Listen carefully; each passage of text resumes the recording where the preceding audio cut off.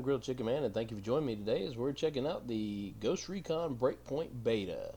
This is going to be a quick video, just giving some overview, some first impressions, things like that, and maybe help you make a decision whether or not you want to put money into it. So without further ado, we're going to get started.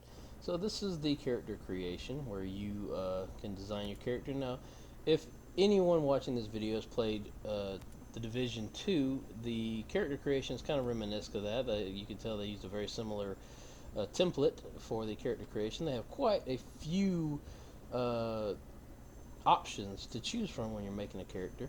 And on that note, I'd like to put a little disclaimer in this video that this actual video is pre-recorded, and I did a voiceover on top of it because Xbox does not allow me to do one live while I'm recording.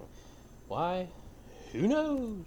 But anyway, so some of what's going on in the game might not match up with what I'm talking about, but it gives you a sense of what's going on in the game. So anyway, as you can see here, character creation just has a ton of options that you can choose from. And I'm going to fast track here to the end of this so we can get moving on with the rest of the video. And now that we've got our character created, let's hop right into the game. And just a heads up, I don't have any cutscenes in here or anything spoiling any of the story. This is straight gameplay. I don't believe in putting up spoilers before the game's ever even been released. As my friend Sweet Bowling would say, I'm not about that life. But anyway, so we're going to start right off with the gameplay. And as you can see, the graphics look fantastic already. I mean, and this was something I thought was actually very innovative here, was the bandages that you can use. You have an infinite amount of bandages that can restore a little bit of your health at a time as long as you have time to apply them. So as you can see, it's actually showing him wrapping the bandages, which I think is really neat, and I haven't seen that in the game yet. I mean, a little bit of a glitch there, but for the most part, very neat little feature there.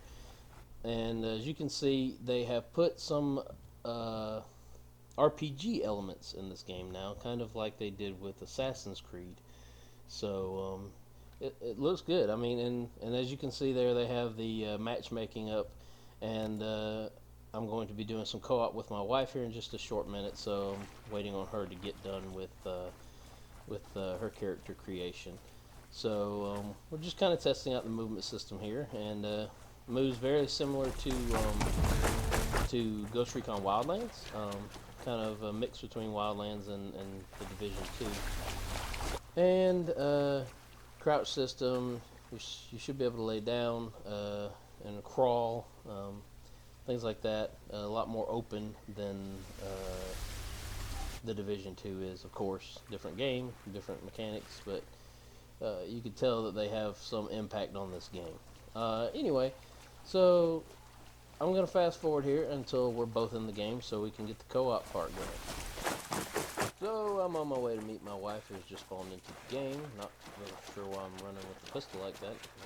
Hopefully it's a glitch. But anyway, if you see the little white bar that just turned red at the bottom of the screen, that is your stamina bar, and it takes stamina to run now. That's a new addition to the game as well. Kind of more of a survival-y RPG aspect added to the game. On the topic of the co-op, it works pretty well. As you can see, it looks a lot like Wildlands with my wife back there, the little icon, the club icon over her head showing her location. There is no tether, so you can go anywhere you want on the map in relation to where they are. And it runs pretty smooth. Played this for about an hour and a half and had no disconnects and no problems seeing each other on the screen. And we're even playing on Xbox, so that's a real big accomplishment. So, good job. The other new addition to this game is the social area, which is right here. You'll unlock it a little bit later on in the same mission that I was in. I just skipped ahead to it to show it to you. So this is the social area where you can actually see other people, kind of like the Division social area. So yeah, that's a new addition to Ghost Recon as well. And then we come into the most important part of the game, the gunplay.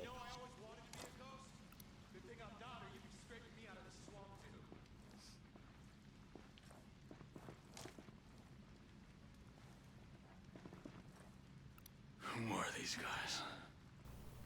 So you can mark targets using aim down sight, just like in Wildlands, and the shots you can equip silencers and things like that. And so the game, like any other Ghost game, prioritizes stealth kills over anything else. But you can still go loud when you need to and take out the opposition that way as well. Teamwork is also very important. As you can see, my wife's running out to engage the target, and I'm staying in to mark other targets and take them out as they approach. Moving forward, they've added even more stealth to the game by making you harder to see when you're in tall grass and things like that. As you can see here, while I'm taking these guys out, they don't even know where I'm shooting them from because I'm hiding in this tall grass here. Even though I'm not laying down, I'm crouched. This grass is concealing me, so that's more reminiscent of Assassin's Creed than Ghost Recon, but you can kind of see how they're pulling all these elements together just to make this game even more immersive. So I really like the things they've done with the game so far.